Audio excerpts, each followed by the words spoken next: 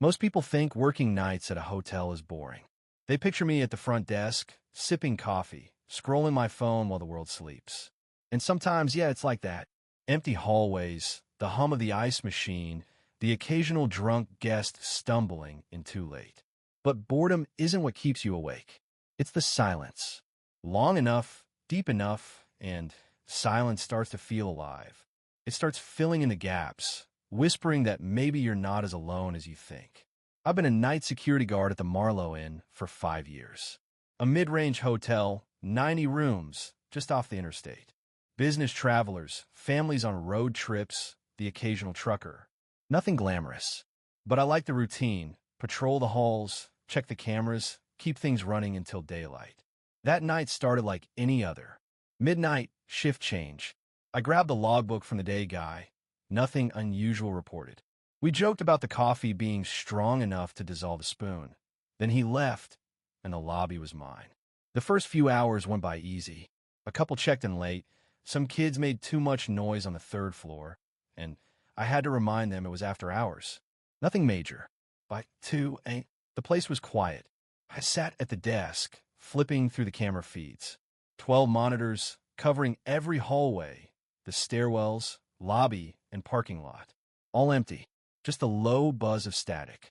Then the phone rang. Not the front desk phone. That one's easy. A cheerful ring. This was the internal line, the one guests used to call down from their rooms. The sound was sharper, louder, cutting through the quiet like an alarm. I glanced at the display. Room 214. I frowned. 214 had been vacant for weeks. I'd walked past it myself earlier that night. Door locked, bed neatly made. Still, I picked up. Marlowe in front desk, I said. Static. A faint hiss, like someone breathing into the line. Hello. Nothing. Then the line went dead.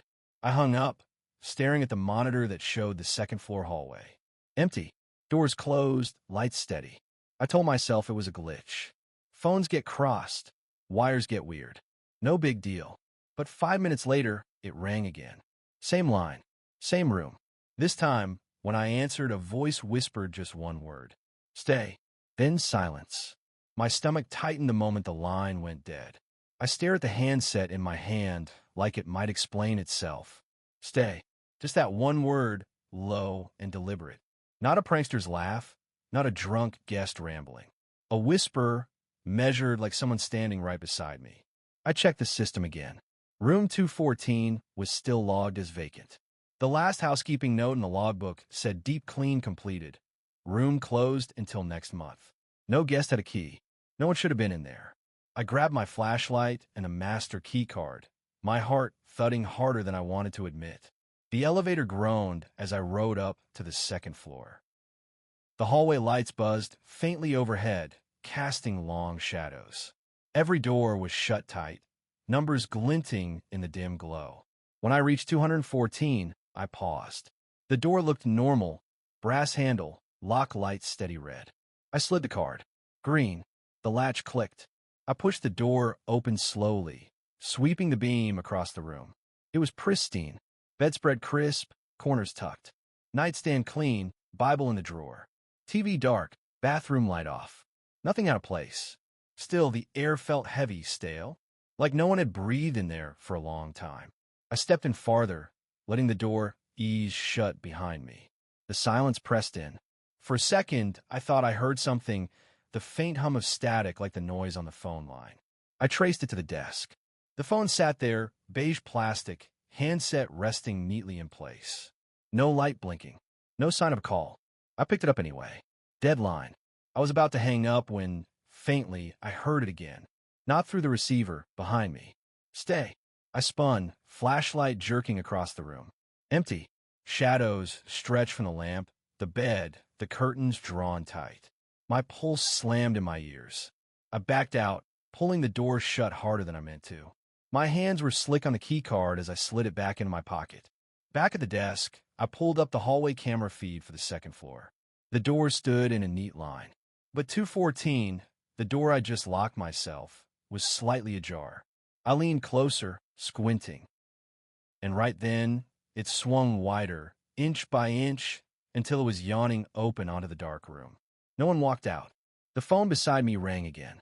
The shrill ring made me jump so hard the chair wheels screeched against the floor. I snatched the handset before it could ring again. "This is the front desk," I said, trying to sound steady. A pause, then a sound so faint I almost convinced myself I was imagining it. Breathing. Slow, shallow, like someone trying to hide the fact that they were there at all. "Who is this?" I demanded. "You need to stop calling." The line clicked dead. I stared at the phone for a long second, then at the monitors. Room 214's door was still wide open. The other rooms, the hallway, everything else looked normal. Too normal. I switched the feed to playback, rewinding the last 5 minutes. The system wasn't great, grainy, timestamp burned into the corner, but it was enough. I watched myself walk up to 214, slide the car, go inside. A few seconds passed, then I came back out. I pulled the door shut behind me, just like I remembered, and then the feed glitched.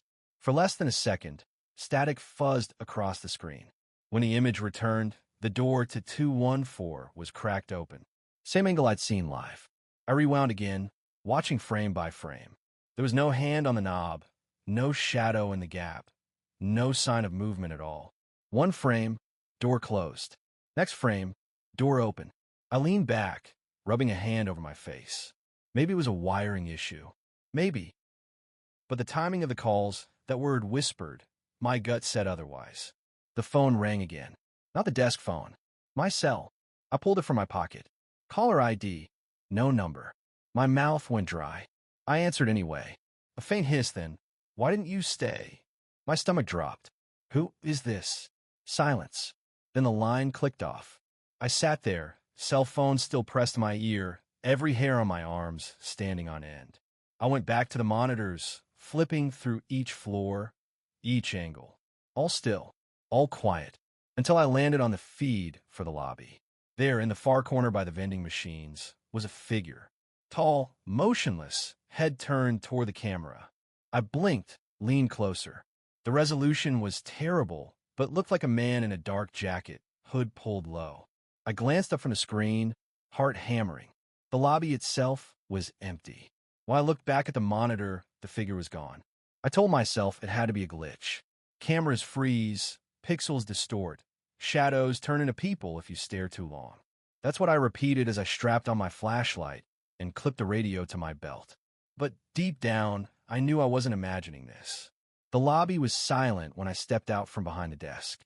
The hum of the soda machine, the faint rattle of the heater, ordinary sounds, but they felt amplified, almost mocking.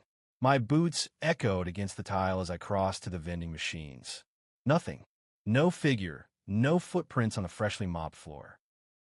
Just my own reflection in the glass of the candy rack, pale and jittery under the fluorescent lights. Still, the air carried something heavier. The kind of weight you feel in an empty church or a hospital at night.